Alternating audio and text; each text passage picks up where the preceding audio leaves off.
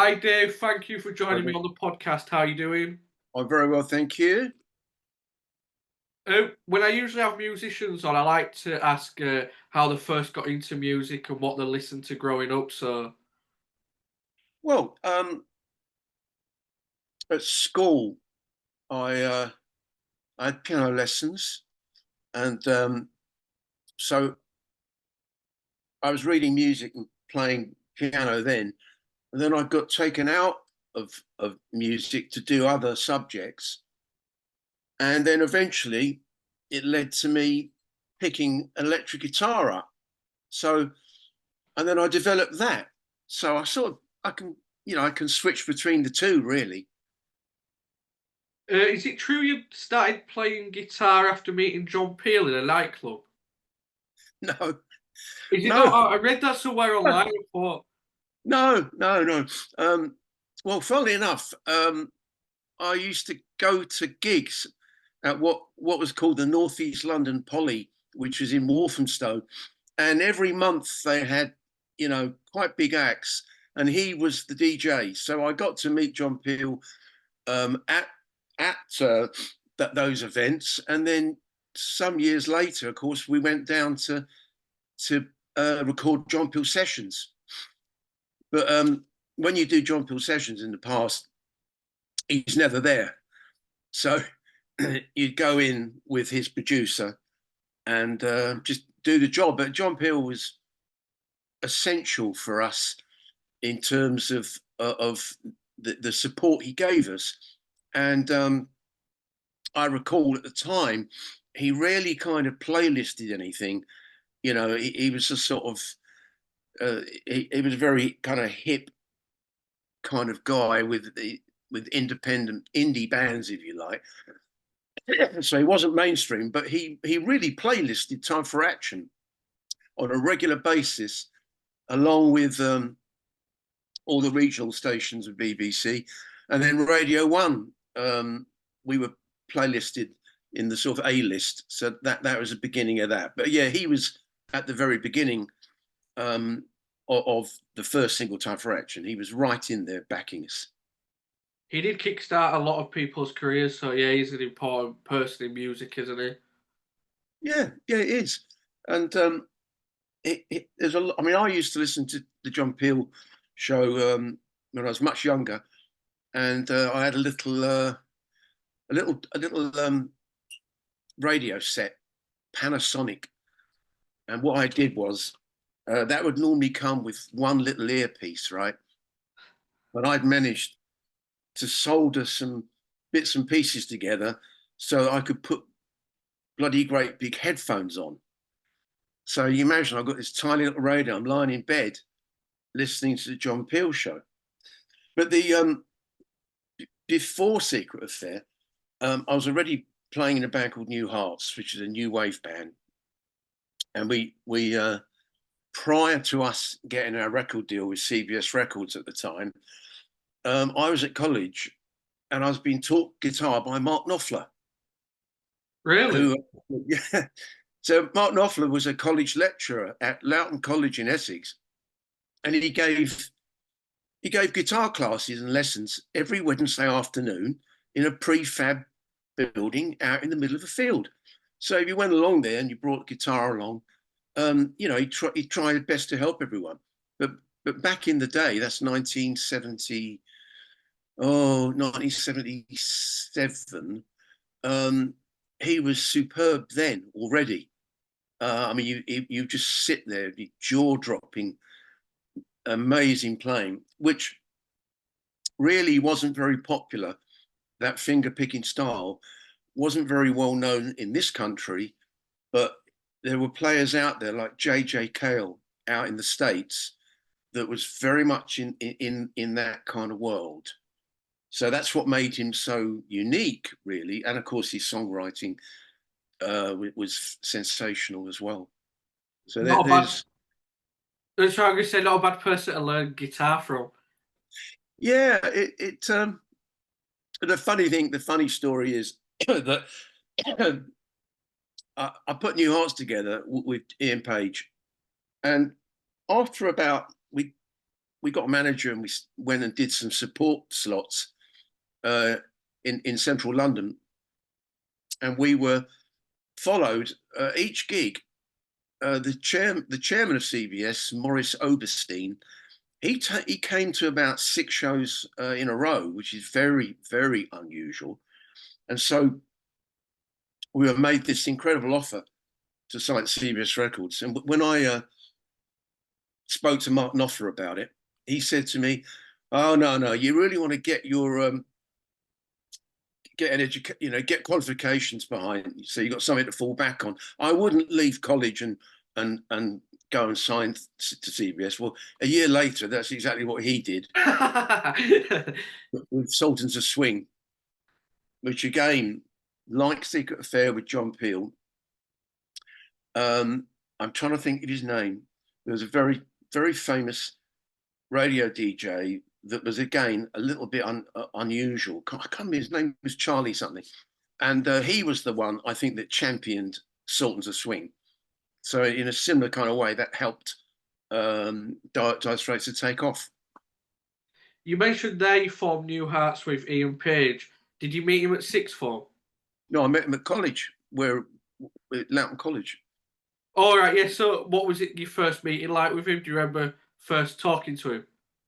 Well, I already had a band together, and he was. I heard him playing piano, I think, in the refectory, and we just got talking because I needed to get involved with the singer, and so he kind of went for it, basically. What was New Hearts like? What was it like at that time being in that band? Well, it's a bit of a tricky one because punk, the first year of punk had happened, and in those days, there's a big the music press could really make or break you or destroy you, basically. And there was a lot of snobbery about what punk rock meant, and are there people who are the purists, i.e., Sex Pistols and the Clash, etc., and then other people coming along that may have been inspired by that may or may not be accused of being bandwagon jumpers. So there was this kind of snobbishness about the kind of the kind of punk elite, as I call them, whereas it was supposed to be there for everyone. So if you couldn't play the guitar, it doesn't matter. You can't sing, it doesn't matter.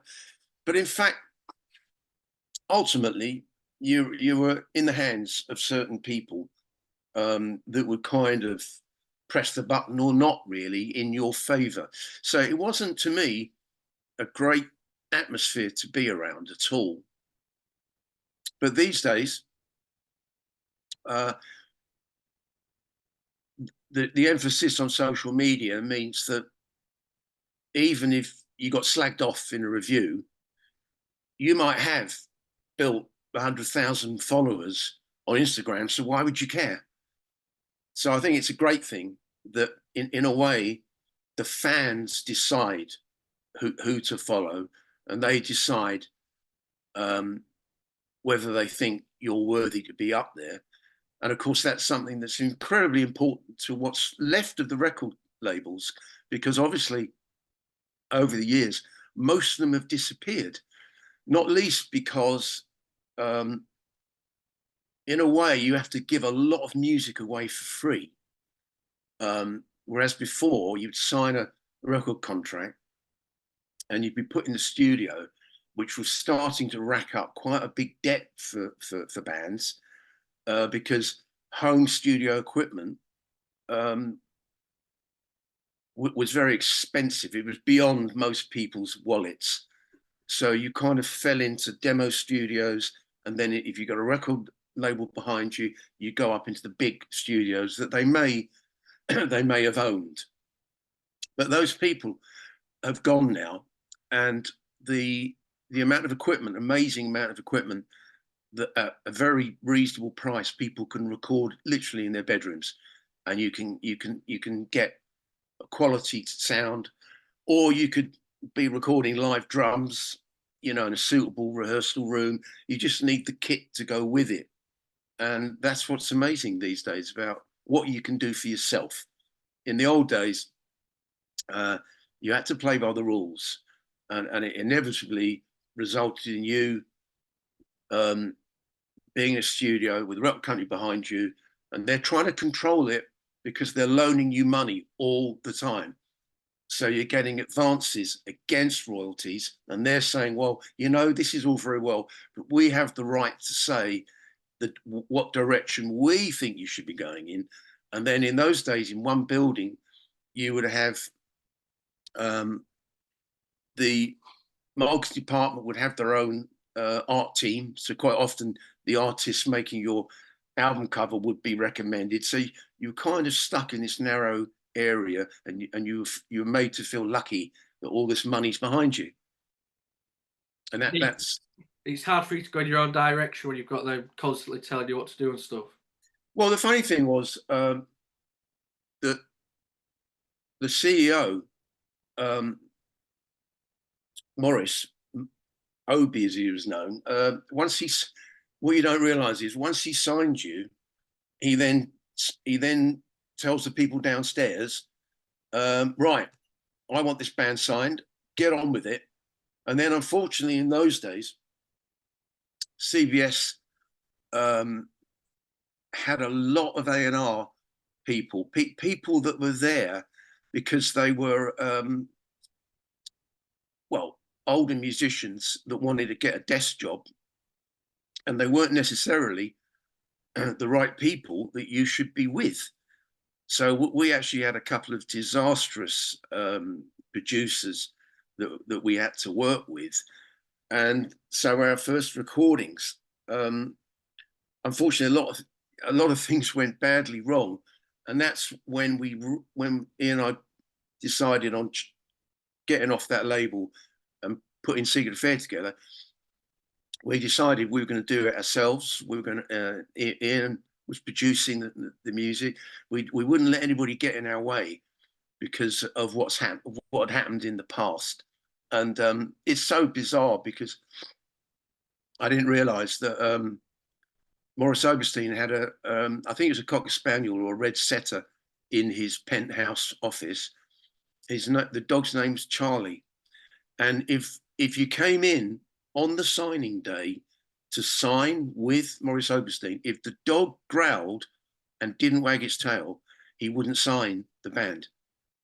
And that is absolutely true. There are bands that were shown the door. And unfortunately or fortunately for us, Charlie wagged his tail and he said, Charlie likes you guys. And then we got signed. That's crazy, isn't it? Yeah, you're around quite a lot of mad stuff, really. So that's really where it all started, You mentioned about like the punks, and if you joined later on, you was being told like you were jumping on the bandwagon.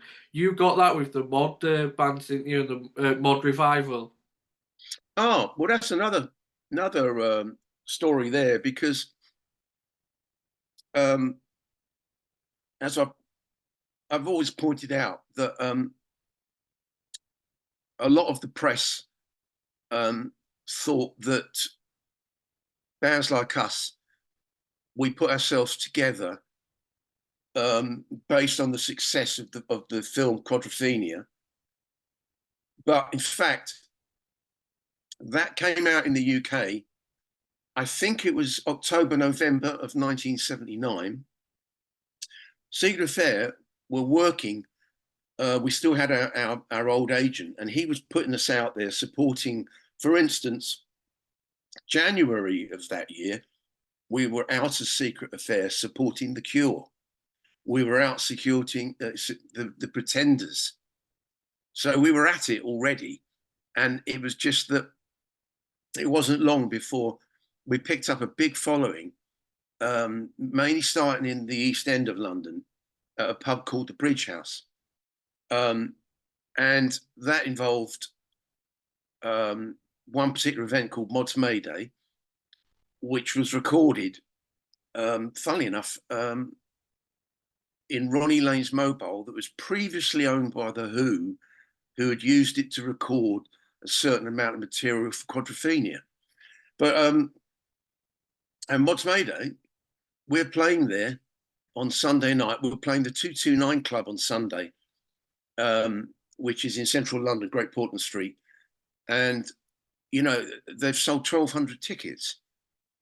And we're on with 9 Below Zero, Purple Hearts, Chords UK, etc. And there's, like I said, 1,200 people in this complex, and it's they've got a big old dance hall, and then there are other back rooms, and they're filling it up with different themed, you know, smaller stage for other artists. And it seems that from Mods Mayday in 1979, that all these years later, you can find Mods Mayday events all around the world. So I don't quite know. I mean, it's all connected itself together. A lot of what has happened over the decades is that obviously the internet has opened up for people to talk. It used to be that when websites came about, the best you could do to communicate with other people was to make comments on their guest books, right? That was as far as you could go. And this is long before YouTube or Facebook. And so, yeah, when you think back, it's really still very difficult to get yourself out there. But not only that, to link up with like-minded people. And now you can do it in 10 minutes, you know. Was it after you wrote the song Glory Boys when you knew what direction you wanted to go in? Well, that's Ian Page's lyric, and I pretty much wrote the guitar parts. Glory Boys, funnily enough, the idea from Ian, I believe, was just this following, if you like. You know, we are the Glory Boys, and it in some no small way had come from watching our favourite film at the time on the late night film circuit, which was Performance, featuring Mick Jagger and James Fox and a bunch of very smart suited South London gangsters. And it's a great film. It's very, very dark. And we saw it several times. So that had a lot of influence on us. And in fact, we decided to look the way they looked, which were, I suppose, because it was 1970, the film, I would say then they had a very sharp-suited mod look. And so we went down that road based on those characters in that film. It wasn't anything to do with Quadrophenia. And so going back to in January supporting The Cure and others, the film Quadrophenia didn't come out until about October, November of that year. And along the way, we'd managed to start selling out in the West End at the old Marquee Club. We were doing a residency there, and we could pack that place out. And then, in a way, you could say that as Quadrophenia came out and was very, very popular with teenagers, suddenly all these teenagers are dressing as mods. And then, along with other bands, we're already there. So what happened was, you're selling out clubs, and the agents progressing us into bigger and bigger venues, and we ended up later that year. I think it was November actually, selling out the Rainbow Theatre in Finsbury Park, and the Rainbow Theatre was where anybody from Pink Floyd, the Who played there several times. Anybody. I actually saw David Bowie as Ziggy Stardust at the Rainbow Theatre when I was 14 years old. And then when I'm, I don't know, 20 years old, I'm now headlining. So I'm no longer in the gods. And there were no screens in those days where, you know, for you to see what was happening on the stage. The technology didn't exist. And so I was up in the gods on the cheapest tickets. And now I'm actually sound checking at the Rainbow Theatre. And it was an amazing experience. And our sound engineer pulled out this, it was like a kind of battery pack that you put in your back pocket. And it was a radio guitar transmitter. So you didn't have to have a guitar lead anymore. These days, I've got digital ones, which are fantastic. But in those days, you had antennae up in the circle so that you could get enough of a signal to play without a guitar lead. But in those days, you had to be careful that it didn't interfere with the local minicab firm. So you could be playing guitar and doing your best solo, and suddenly it's Finsbury Park, car number 10. Can you go to Archway? Over. So fortunately that didn't happen to me, but you could get that interference. And so being a real show off, I was so thrilled with this new toy that when I was playing a particular solo, there was a drum break.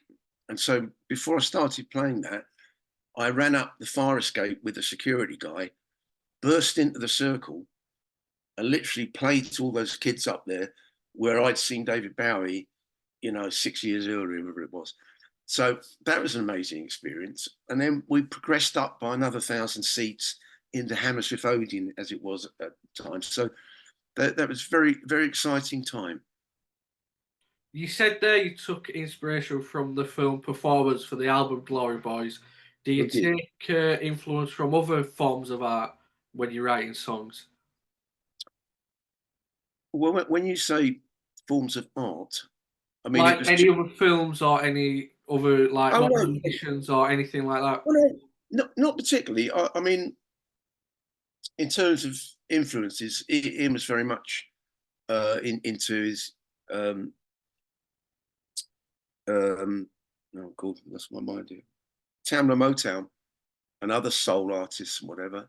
We both quite liked, well, Bowie, of course, and some of the other prog rock acts. And I'd seen The Who, because I play on my own as a rhythm and lead guitarist.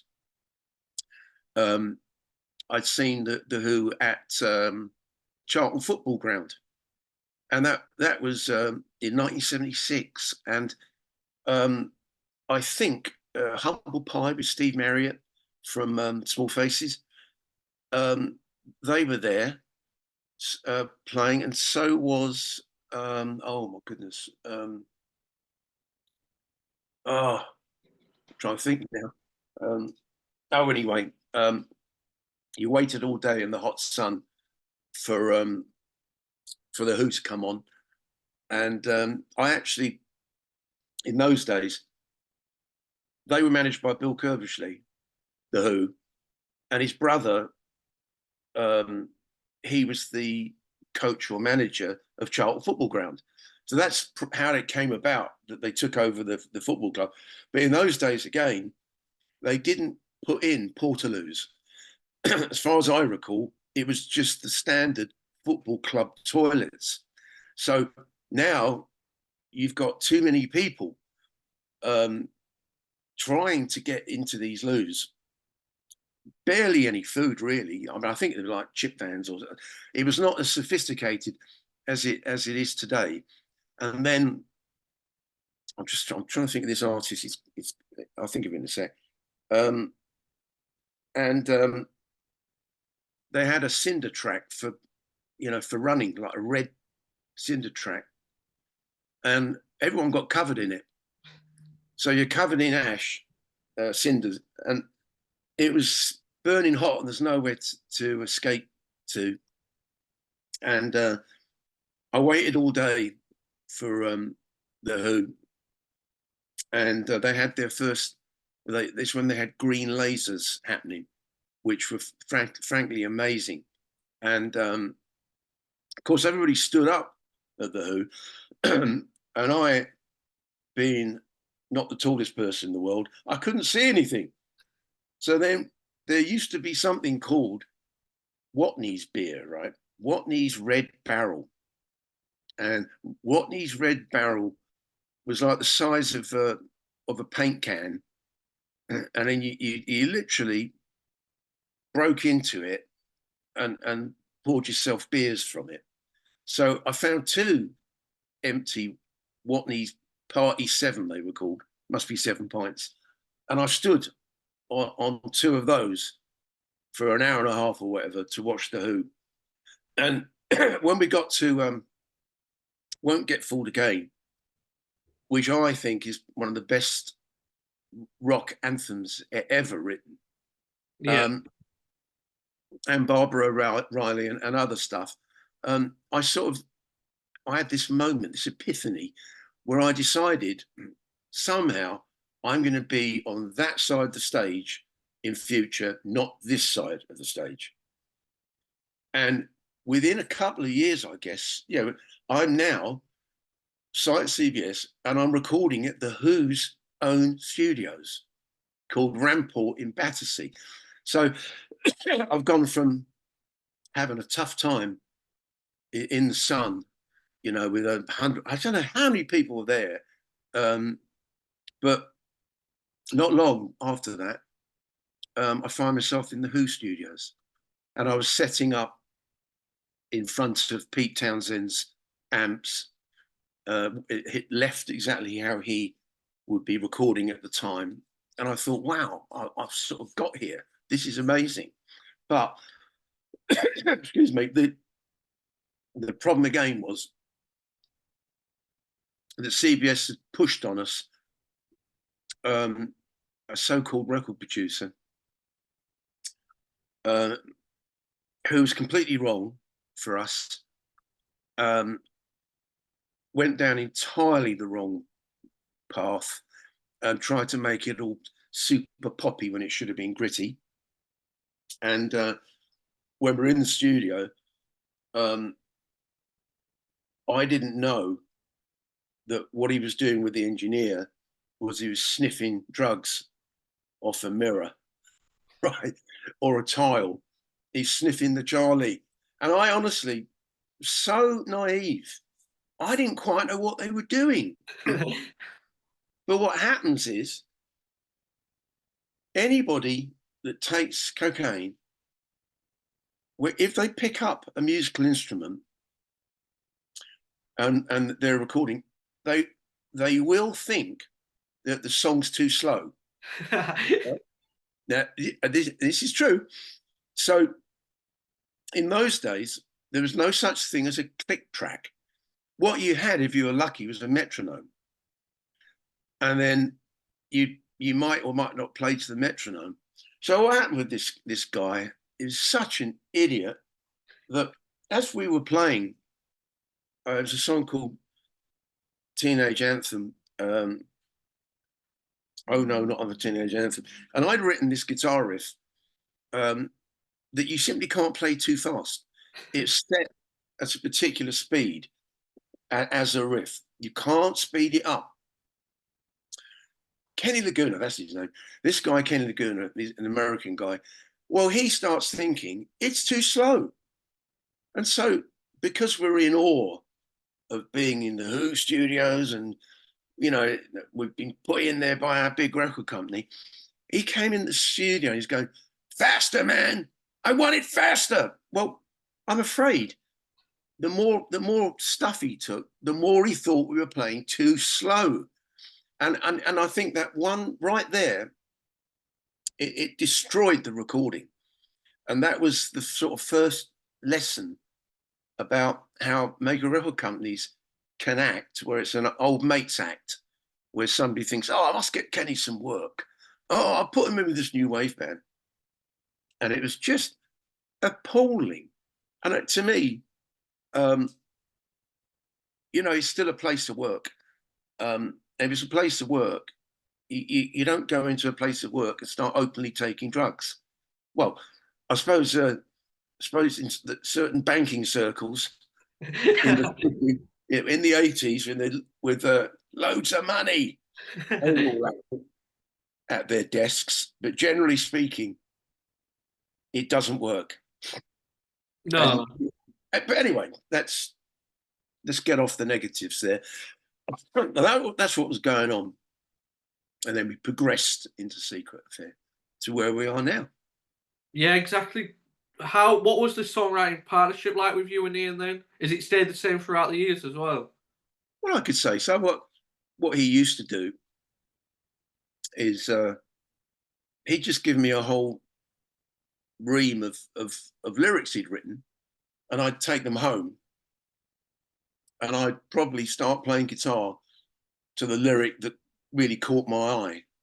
And then he'd write songs on his own. I'd write songs on my own, and then you put that all together and go in and record. That's what we did. You mentioned there you wrote songs on your own. You wrote probably the three most popular Secret Affair songs: "My World," "Time Fraction," and "Sound of Confusion." Oh, yes, I did. Yeah, they were my songs. Yeah, What are the stories behind those songs, and can you remember writing them? yeah. I wrote Time for Action on a bass guitar in about 10 minutes. Really? It all just poured out. There was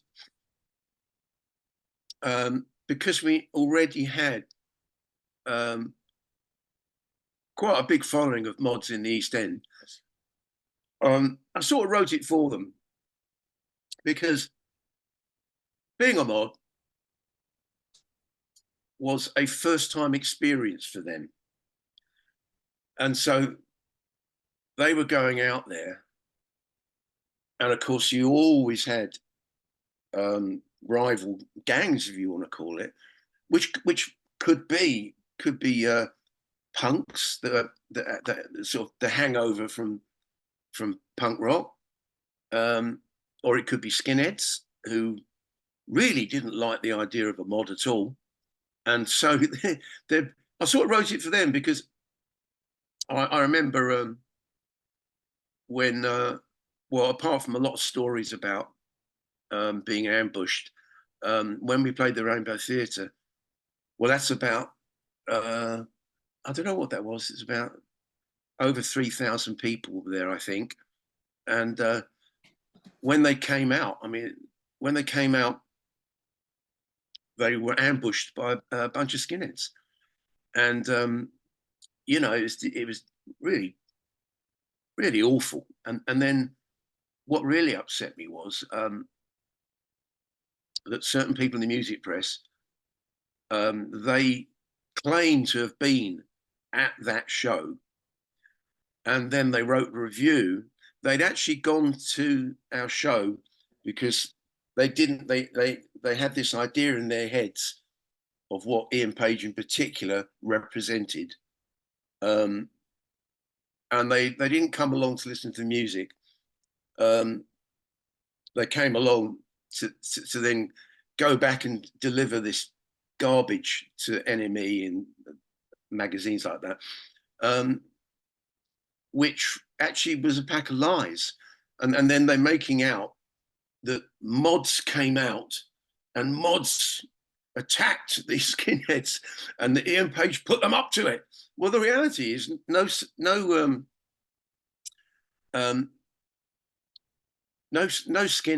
was ever going to go and buy a ticket to come and see us at the time. So in fact, they were outside waiting, and they twisted it around, making out that Ian had made these mods attack these skinheads. And so in a way, I kind of wrote Time for Action for those young mods, and we were young ourselves. I was only 18 when I wrote that.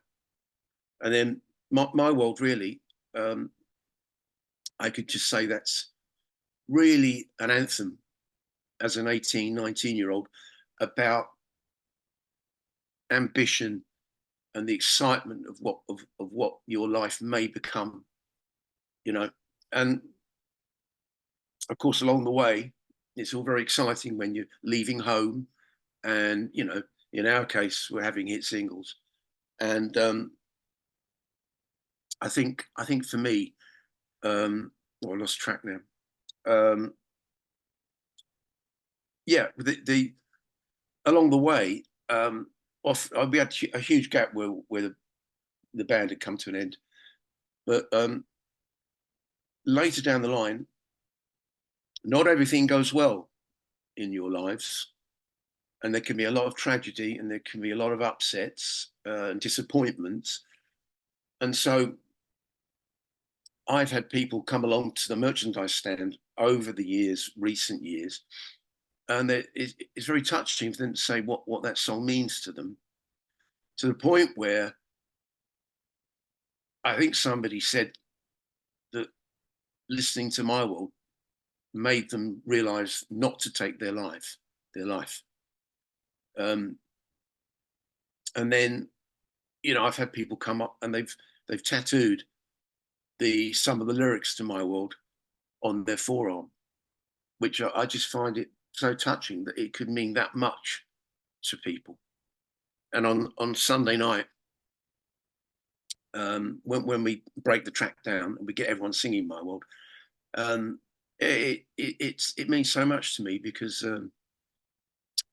you know, watching all these people singing along to that song that I wrote when I was, well, I suppose you could say I was 18 probably, and here we are. You know, I'm 65 years old, and they're all going to be singing on Sunday night. So that's kind of like one of the last songs of the night. So yeah, that's great. What about Sound of Confusion? Do you remember writing that one? I do remember writing it, but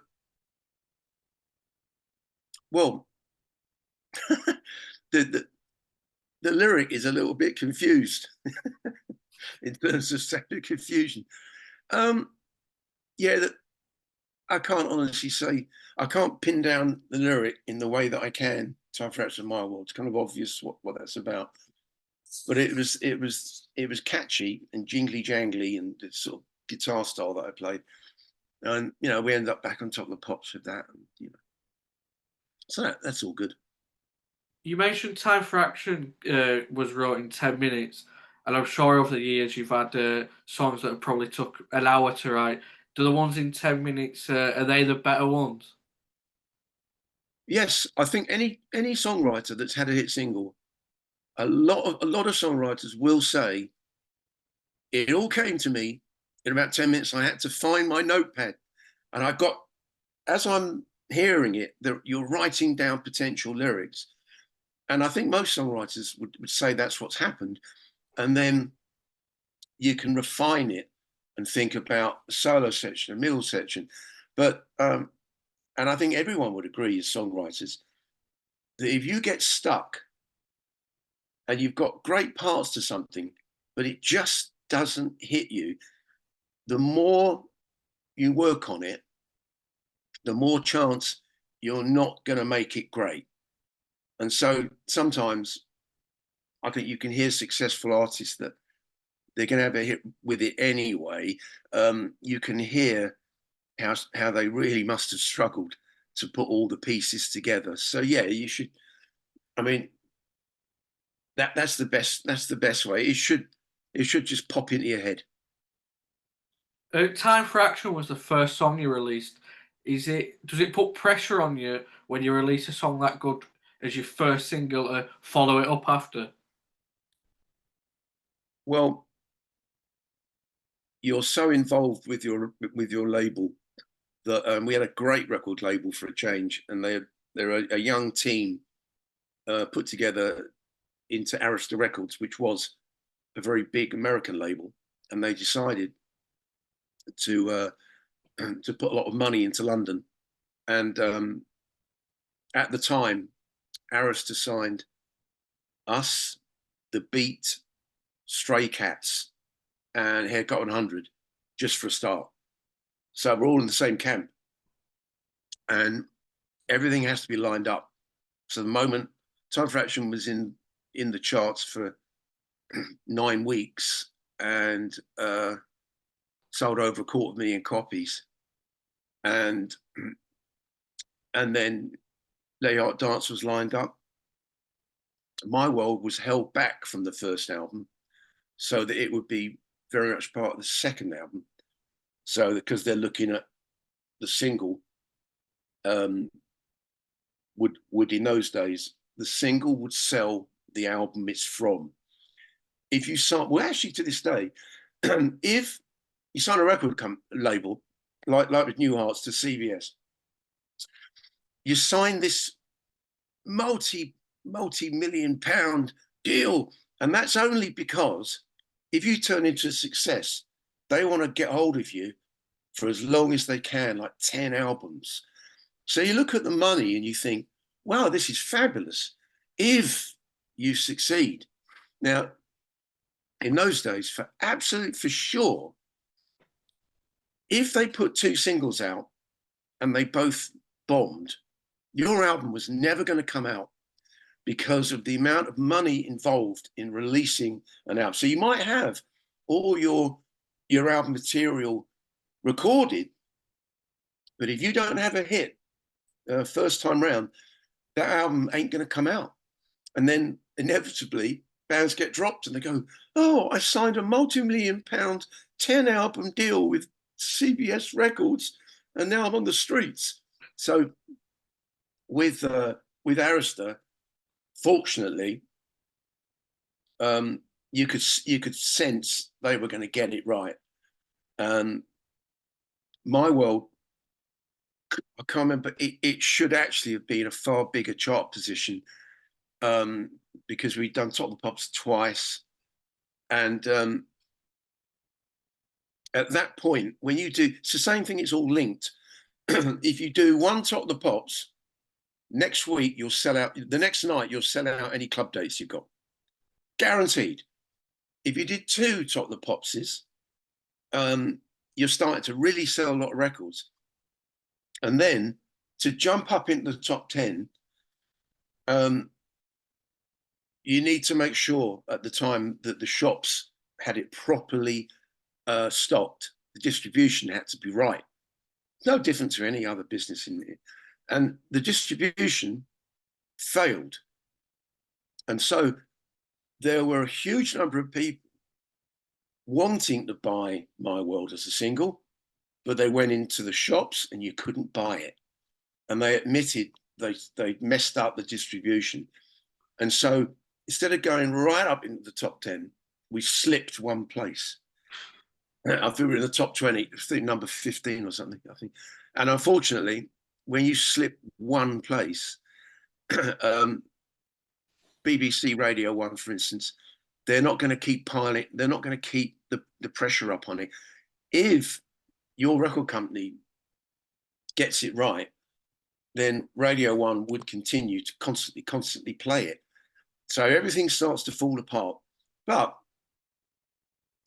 you have to say to yourself,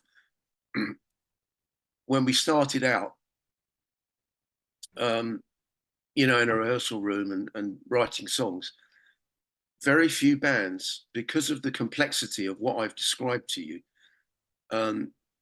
if you get that far, you should really pat yourself on the back, because most bands, they might have the same quality of songs and recordings, but they don't have a label in the right frame of mind, in the right place, and then you end up being kicked off the label, basically. So you get that far and you're selling out Hammer Symphony and you think, well, pat yourself on the back. You've worked hard for it and you've got some great people behind you. Yeah, exactly. Yeah, that's what it's about. Well, the band grew pretty quickly. Like in 1979, you're on Top of the Pops. You're on the front cover of Sounds and Enemy. How did you deal with the fame happening so quickly? How do you deal with that? Well, actually, it all it was just something that just helped make you more and more successful. Which is, I mean, you obviously want to play to the biggest audience you can, and getting out of the clubs into big concert halls is a huge thing. It really is. And you find yourself at, say, Birmingham Odeon, which at the time, I don't think it exists now, but Birmingham Odeon was even bigger than Hammersmith by about another 500 seats. And we set up a signing table in the alleyway by the fire exits, because obviously you had to leave the venue in those days. There wasn't such an emphasis on the merchandise stands. And there was a queue of people that had seen the show that went right the way around the entire front and sides of Birmingham Odeon. And it's just sort of, it's just a job. You just got to get on and just, you've got a job to do, and that's to look after all these fans and make sure they go home happy. And that's what it's all about today. On Sunday, we'll come on stage, we'll go to wherever the merchandise is, and we'll meet and greet and do the selfies and sign stuff. Well, it's 45 years this year since the debut album came out. Are you proud that you've still got fans coming to shows and you're still playing all these years later? Absolutely, yeah. It's very touching how people still care after all these years. I suppose it's an important part of their teenage years. That's an important part of my teenage years. I still got the same guitar that I played on those albums, and I bought it in 1976. It's a Fender Telecaster 1975 guitar, but I bought it in 1976 for £165 from a guy in Walthamstow in East London. I've still got it, and it's got, unbelievably, it was not a new guitar then, so I had quite a few guitars, spares, and I remember at Hammersmith Odeon, I was just copying Pete Townsend, really. I got hold of the neck. It's a beautiful guitar. It's all maple, and I skated it across the whole stage, and it was spinning and spinning and spinning on its back. I don't know why I did that, but I scratched. The whole back got really badly scratched, and there were gouge marks in it. Well, they're still there. But fortunately, it didn't break the guitar because, excuse me, a Fender Telecaster is a workhorse guitar. It's a bolt-on neck, and it's very hard to break a Telecaster. And also with Telecasters, unlike Gibson guitars, if it falls over, it'll just fall flat, so it won't break. You're going to scratch it, but it won't break. Whereas Gibson guitars have got a neck like that that's kind of leaning back. So if it falls over, it snaps at the neck.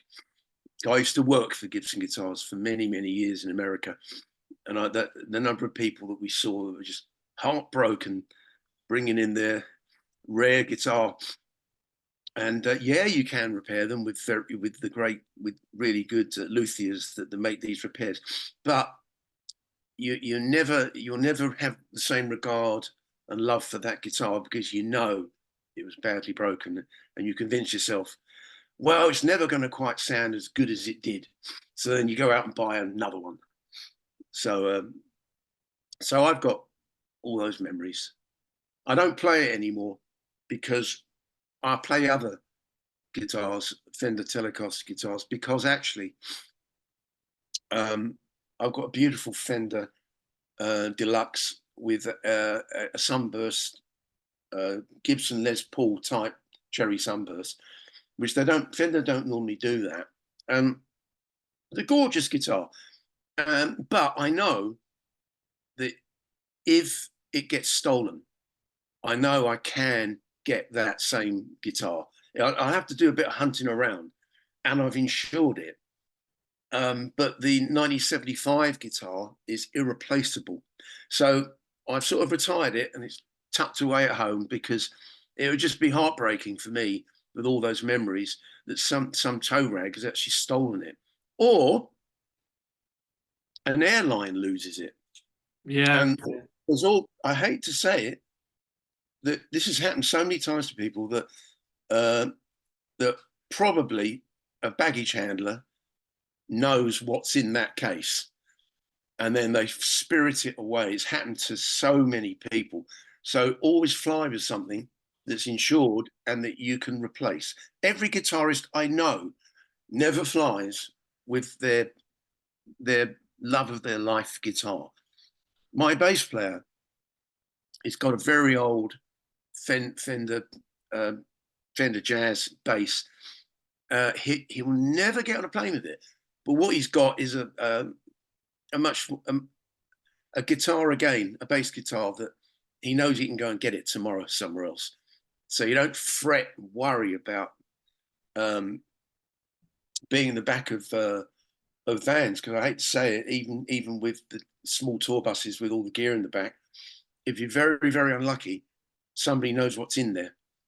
And it's happened several times to people where you might leave a venue in these splitter vans, as they're called. So you've got 9 seats up front, and then there's a divide, and then and no matter how many deadlocks you've put on it and alarm systems, it may well be that you've been followed back from the venue. So somebody spots the loading out into the van, and they follow the van to the hotel. And then if you're really unlucky, I think they may probably tow it out, so that you just hitch it up and take it. And it's happened to too many people. There was a band called Gene Loves Jezebel with a great guitarist called Stevenson. I'm trying to think, and I think his first name. And he's a great guitarist. And they're a band from that time, and they went and did this tour again, like an anniversary type tour, I think. They never made it to the first night, and their van disappeared outside a hotel on the way up to Scotland. They lost all their equipment, including the guy's classic old Les Paul, although he's got a lot of guitars, I think. And they lost all their merchandise, and they had to ask people on Facebook, could we please borrow some equipment? And I think people came up and said, right, I've got a bass guitar. So that's life on the road. No, we've been lucky so far. And we've just come back from Italy as well, where we had a fantastic time out there. Have you got a favourite place where you like to play? Well, I love playing Italy if I get the chance. I mean, everything changes in terms of, well, the audiences are pretty fanatical, but the way you get treated by promoters, they really want to show off how great their food is and how great their wines are.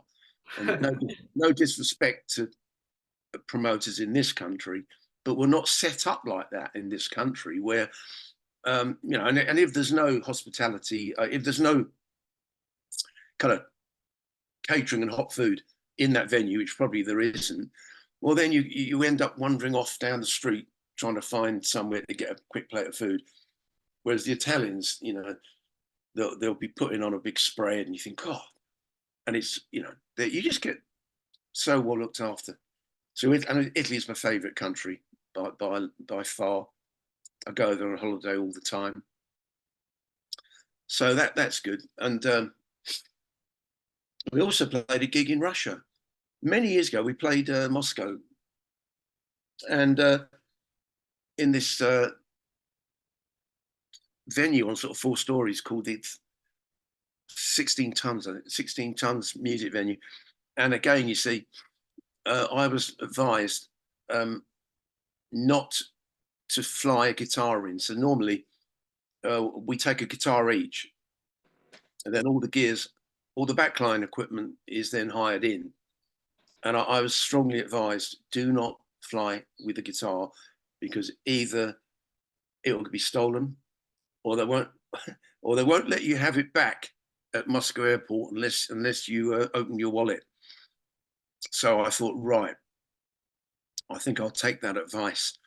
And we played to about, oh my goodness, there were about 1,500 Russian mods, and they weren't old. They were, in their 20s, I think. And when you meet these people, because obviously back in the day, they were closed down.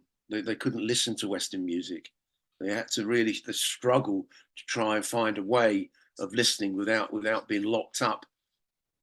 And now here we are, where they can listen to what they want, and that was really quite a shock to me to see them.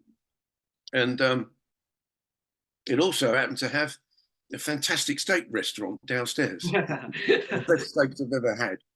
And we played to the small hours, because people in Europe and beyond, they don't want you to play before 11:30, 12. Not like this country, on stage at 9 o'clock in the evening. Venues shut at 11 mainly, and the owners were obviously delighted with us packing that place out. And when they came into the dressing room afterwards, they're the owners, not the people that had kind of put us forward and promoted us. They were serious gangsters, and they came in suited and booted, and they insisted on getting some rare bottles of vodka out of their cellars, and to drink with them. And well, I don't drink vodka, but I realised I'm going to have to drink vodka, or somebody's going to get upset. So that was an interesting trip, So, and we did a lot of American touring back at. People don't know how much we toured America, because we had a separate record label, Sire Records, in the States. Started buying people up because they had Talking Heads, for instance, and it's still Madonna's label, I think. And they had a lot of hip acts, and they signed us, and what are they called? The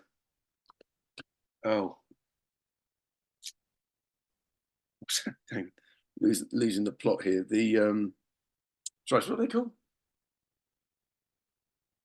My brother Kevin. Who's that? The Undertones. So, Anyway, they were out there, I think, and unfortunately, we did a massive tour. We did 3 months of touring non-stop. And the thing about it is, we're signed to an agency out there, booking agency. The thing is, when you go by road and you do 3 months of club dates, you're only scratching the surface in the States. And when you get to the end of it, you could literally, we were offered to start again and do another 3 months. And the thing is, that is what U2 did. And by the way, U2 once supported Secret Affair. Really? Yeah. They supported us at a place called the Nashville Rooms in Kensington. That was a very popular gig. And well, I wouldn't have been there when they were playing, but an Irish journalist friend of ours, he said, "You do realise U2 supported you once?" Because they remember it.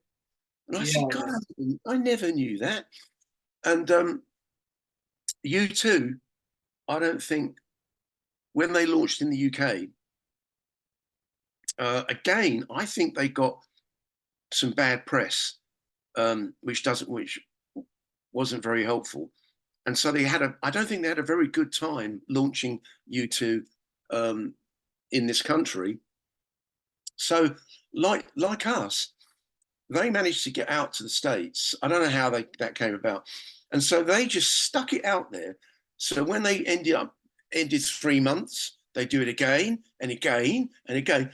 And to the point where they managed to break the States, and they came back to the UK, as big stars. But that's not how it started for them. And so, you know, doing that kind of work, the problem for us was two things. The the the guy behind the label, Seymour Stein, who died a couple of years ago, the man who signed Madonna and Talking Heads and whatever else, we were supposed to have their backing from the start of the tour onwards. So we're playing club shows and all the local radio stations would be, that's how you do it, same as the UK. But unfortunately, he had rather a bad time of things. Let's put it that way. And he just decided to sell the company back to Warner Brothers. So as we're on tour, they now boarded up the New York headquarters, and we've lost our label. And so we were doing all that work because we just decided, let's just carry on. And when we got to LA, we sold out 2 nights at the Whiskey A Go-Go on Sunset Strip. Great. But one of the problems was the UK record business, and particularly maybe with followings, everyone's looking for the next thing. In America, you got a fan for life. So if you saw U2 back in the late 70s, you're still a fan now. You still buy a ticket. And the thing with our label and whatever, when we came home after 3 months, suddenly it's Spandau Ballet, you know, and all of that movement, which, you know, it's what it suddenly takes over. You know, everyone's wandering around wearing kilts or something, you know, and whatever. And so people tend to move on to the next thing. You mentioned there that a bit ago, that the British music press had it in for U2 and had it in for Secret Affair. Why do you think they've have it in for bands, up and coming bands as well? At the time, you didn't need a qualification of any kind to ask if you could write reviews. You'd write to NME. I love music. Can I write some reviews for you? And I think that a lot of people that were hired for next to nothing, that those people, instead of being impartial and non-biased about what they're seeing, they're actually looking to attack something they don't like. And again, going back to the Rainbow Theatre, our big show there, it was sold out.